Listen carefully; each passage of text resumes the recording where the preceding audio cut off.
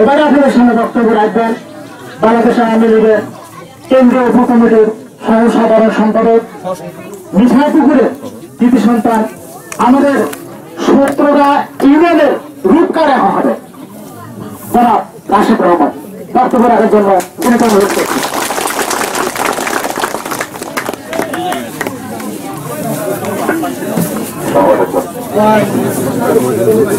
গলার অবস্থা খুব একটা ভালো না, মাইকটাও মনে খুব একটা ভালো না। দেখবো আপনারা যদি কিছু সময় আমাকে দেন ধীরে ধীরে কথাগুলো বলতে। দিনে প্রতিদিন প্রায় 15-16টা মিটিং করা লাগে, ভোর থেকে রাত 4টা পর্যন্ত। আমার কথা কি বুঝা যাচ্ছে? আমার এক ছোট ভাই একটু আগে বললেন আমার মা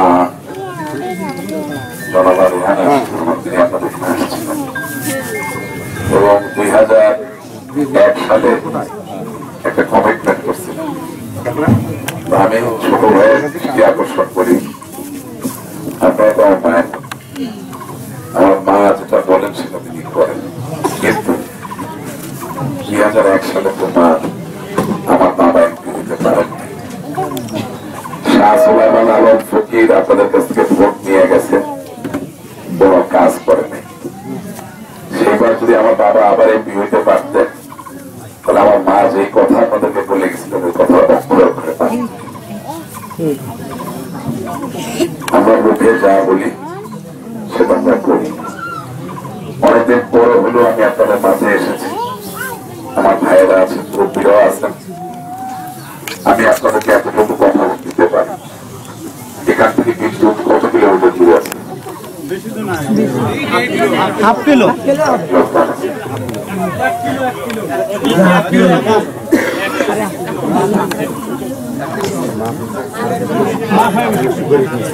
ইনশাআল্লাহ ইনশাআল্লাহ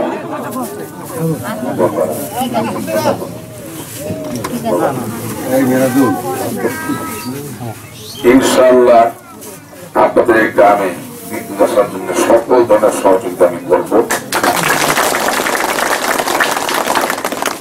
তবে একটা শর্ত আছে, বিদ্যুৎ আনার জন্য কাউকে টাকা দেওয়া যাবে না, কোনো ঘুষ দেওয়া যাবে না। কেউ যদি এসে দালালি করার চেষ্টা করে আপনারা বলবেন আমাদের আশিকুর রহমান এমপি সাহেব আছে, আমাদের রাশেক বাবা আছে, কারোর জন্য রাশেক ভাই, আমাদের মাহবুবুল আলম চেয়ারম্যান সাহেব আছে নৌকা মার্কায়। আমরা কোন জায়গায় ঘুষ দিব না, কোন দালালি করবো না। উনি কথা দিয়ে গেছে এই গ্রামে বিদ্যুৎ আসবে, এটা আমার অনুরোধ। ঠিক আছে? অনেকে এসে অনেক কিছু বুঝাইতে পারবো, 75 বলে 75 বলে, এইটা দেওয়া যাবে শুধুমাত্র সরকারি জমার টাকা সেটা দিব।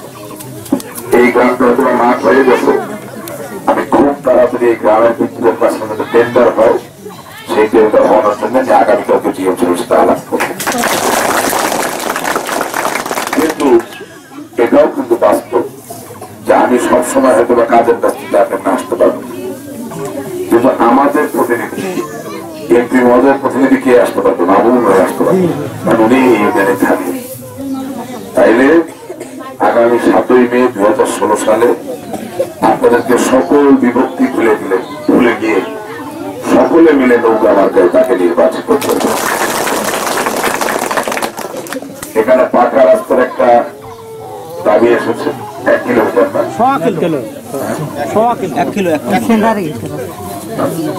আচ্ছা বেশি পাচ্ছি। আমি চাই মাহবুব ভাই নির্বাচিত হওয়ার পরে আপনাদের রাস্তাটা প্রস্তাবনা মাননীয় এমপি মহোদয়ের কাছ থেকে পাস করে নিয়ে আসবেন, এটা তার প্রথম প্রশ্ন। এবং তার এই কাজটা করার ক্ষেত্রে আমার পূর্ণ সমর্থন তিনি পাবেন। আমার ছোট ভাই একটা ক্লাবের কথা বলেছে, আমরা সবসময় ক্লাব যুবকদের যে প্রতিষ্ঠান সেখানে অনুদান দিতে চাই, কারণ তারা খেলাধুলা করবে এবং চিত্ত বিনোদন করবে, এটা খুব ভালো কাজ। এবং এর আগে বোধ একবার দেওয়া হচ্ছে, কতটুকু পেয়েছিলেন? একবার। যদি তোমার ক্লাব সমাজ সেবা দিতে তুমি নিবন্ধিত হবে তাহলে আবারও অনুদান দেওয়া যাবে, নিবেদন আছে? ঠিক আছে, তাহলে তোমাদেরকে আরো একবার